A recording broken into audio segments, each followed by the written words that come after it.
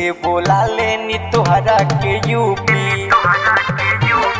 ऐसन ए राजा सुनवला हबूबी छोड़ के बिहार हम आ गइनी यूपी।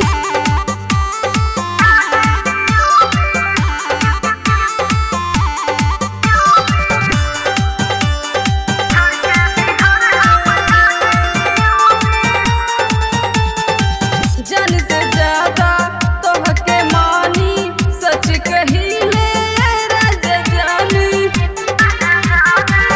जान से ज्यादा तोहके मानी सच कहिले राजा जानी। तोहरे चलते करतानी ड्यूटी, आजा तू जल्दी से मोर ब्यूटी। ऐसन ए